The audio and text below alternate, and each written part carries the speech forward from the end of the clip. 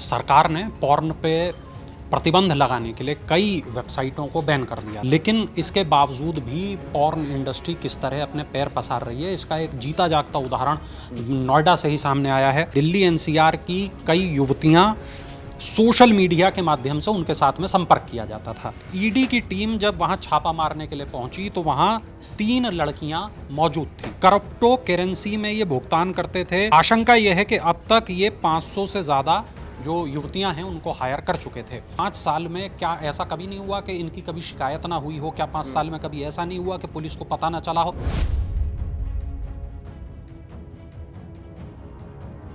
नमस्कार, मेरा नाम है मृत्युंजय और आप देख रहे हैं अमर उजाला। नोएडा से एक बहुत ही हैरान परेशान करने वाला मामला सामने आया है और ये मामला ये बताता है कि भारत में पॉर्न इंडस्ट्री किस तरह से अपने पैर पसारने की फिराक में है।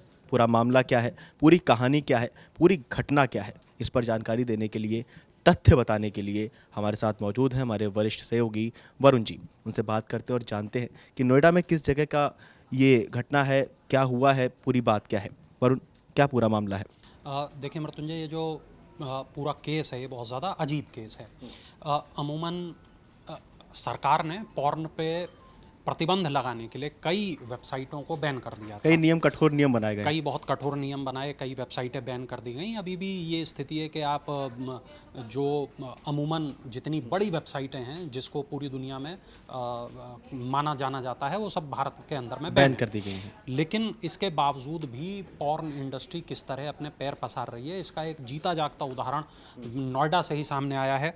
28 तारीख का दिन शुक्रवार था उस दिन, और एक घर पर छापा मारा गया। नोएडा के सेक्टर 105 में ये घर था। घर पे छापा मारा गया और एक अंतर्राष्ट्रीय रैकेट को पकड़ा गया। घर पे किसी के? जी बिल्कुल। और ईडी ने ये छापेमारी की कार्रवाई की। ईडी ने जिस घर पर कार्रवाई की वहां अश्लील वीडियो बनाने, उसे अपलोड करने के लिए एक पूरा स्टूडियो बना हुआ मिला। जांच में ये भी सामने आया कि कंपनी के डायरेक्टर हैं उज्जवल किशोर और उनकी पत्नी है नीलू श्रीवास्तव। ये एडल्ट वेबकैम स्टूडियो यहाँ से चला रहे थे। जांच में ये भी पता चला कि कंपनी जो है, इनकी दंपत्ति जो है, इनकी कंपनी साइप्रस की कंपनी के लिए काम कर रही थी। साइप्रस एक देश का नाम है, वहाँ के लिए काम कर रहे थे। दंपति अब तक कई वेबसाइट पर अपने अश्लील वीडियो अपलोड कर चुके हैं। आशंका ये भी है कि साइप्रस के अलावा कई यूरोपीय और अफ्रीकी देशों में भी इनकी कंपनी का संपर्क है। ये रैकेट 5 साल से चला रहे थे। 5 साल से नोएडा के सेक्टर 105 में ये रैकेट पूरा चल रहा था। अभी जो जांच चल रही है उसमें कई अभी बातें खुलनी बाकी हैं। और उन सवाल, किस तरह से लोग इनके झांसे में आते थे, क्या प्रलोभन देते थे ये? जी देखिए, जो रिपोर्ट है वो ये बताती है कि दिल्ली एनसीआर की कई युवतियां सोशल मीडिया के माध्यम से उनके साथ में संपर्क किया जाता था। रिपोर्ट ये बताती है कि सोशल मीडिया पर विज्ञापन दिया जाता था। ये विज्ञापन होता था मॉडलिंग का। लड़कियां वहां ये सोचकर पहुंचती थी कि मेरे को मॉडल बनना है, मेरे को कोई विज्ञापन मिलेगा, मुझे किसी जगह काम करने का मौका मिलेगा। लेकिन जब वहाँ पर पहुँचती थी नोएडा स्थित इस घर पर, सेक्टर 105 वाले घर पर, तो आरोपी की पत्नी उनको एक झांसा देती थी। उनसे कहती थी कि आप अगर हमारे साथ मिल जाएं, अगर हमारे साथ ही अश्लील वीडियो शूट करने लगें, अगर हमारे गिरोह का हिस्सा बन जाएं, अगर हमारे साथ में इस काम में आप शामिल हो जाएं, हमारे लिए काम करने लगें, तो 1 से 2 लाख रुपया आप महीना बहुत आसानी से कमा सकते हैं। सारी नहीं, कुछ युवतियां ऐसी थीं जो इस जाल में फंस जाती थी। ईडी की टीम जब वहां छापा मारने के लिए पहुंची तो वहां 3 लड़कियां मौजूद थीं।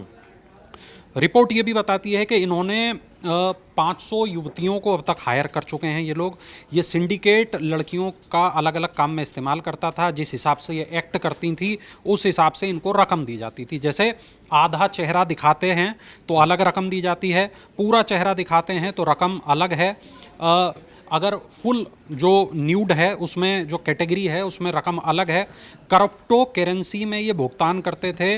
रकम को पति पत्नी अपने साथ काम करने वाले लोगों को बांटते थे। आशंका यह है कि अब तक ये 500 से ज़्यादा जो युवतियां हैं उनको हायर कर चुके थे। बहुत बड़ा मामला है। 500 कोई छोटी संख्या नहीं है वरुण।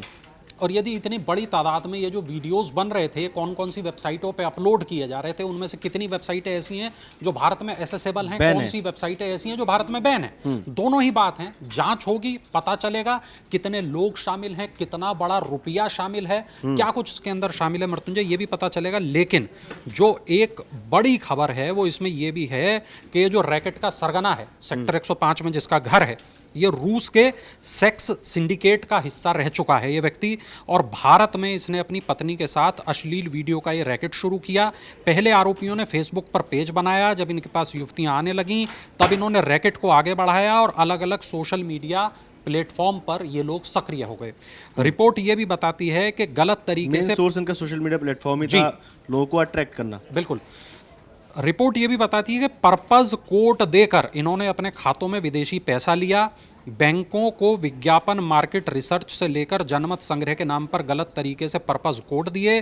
पर्पस कोड एक विशेष तरीके का कोड होता है, रिपोर्ट ये बता रही है इसमें, और साथ में ये भी कि किसी देश के केंद्रीय बैंक के द्वारा ये जारी किया जाता है और अंतर्राष्ट्रीय भुगतान के लिए लेन देन की जो प्रकृति होती है उसको स्पष्ट करता है।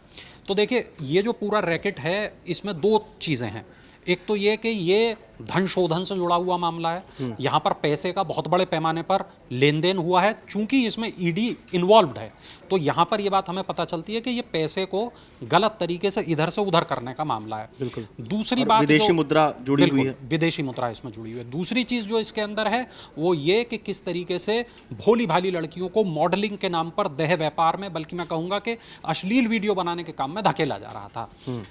ये दो अलग अलग चीज़ें हैं। अब जांच होगी मृत्युंजय, तब इसमें ये पता चलेगा कौन कौन लोग इसमें शामिल हैं, किनका हाथ इनके ऊपर है, कितने वक्त से ये, जैसे पता है 5 साल से कर रहे थे, तो 5 साल में क्या ऐसा कभी नहीं हुआ कि इनकी कभी शिकायत ना हुई हो? क्या 5 साल में कभी ऐसा नहीं हुआ कि पुलिस को पता ना चला हो? तो पूरा ये जो सिंडिकेट है, पूरा ये जो रैकेट है वो क्या है? एक सवाल और है वरुण, वो लोग कहाँ, वो लोग भी उनके बयान सामने आने चाहिए। जैसे आपने बताया है कि जो लोग आते थे उनमें से कुछ लोग जो है वो इनके बहकावे में आ जाते थे और कुछ लड़कियां चली जाती थी, तो वो चली जाती थी, उनकी तरफ से कोई शिकायत, कोई कंप्लेंट, उनकी तरफ से उनका कोई बयान? अभी तक मृत्युंजय ऐसा कुछ जांच में नहीं है, लेकिन हाँ मुझे लगता है कि अब जब ये पकड़े गए हैं तब शायद ऐसा होगा कि कुछ लड़कियां सामने आएंगी, हिम्मत दिखाएंगी, बताएंगी कि उनको भी इस तरीके के ऑफर दिए गए थे। जांच जब चलेगी तो ये पता चलेगा कि इनके फ़ोन से क्या बरामद हुआ, इनके लैपटॉप से क्या बरामद हुआ, इनके क्लाउड से क्या बरामद हुआ, ऐसी तमाम चीज़ें हैं मुझे लगता है जिसका खुलना अभी बाकी है। लेकिन जो बड़ी बात है वो ये कि नोएडा जैसी जगह पर और इस तरीके का काम हो रहा था, इससे बिल्कुल हाँ, जैसा आपने शुरुआत में ही कहा कि ये बात पूरी तरीके से साफ है कि एक पॉर्न इंडस्ट्री भारत में अपने पैर पसार रही है, जिसका समय रहते पर्दाफाश करना बहुत ज़रूरी है। बिल्कुल, बहुत बहुत धन्यवाद वरुण, हम तक ये सारी जानकारी पहुंचाने के लिए। आप लोगों को क्या लगता है इस खबर पर, आपकी क्या प्रतिक्रिया है, हमें कमेंट करके बताइए और देखते रहिए अमर उजाला।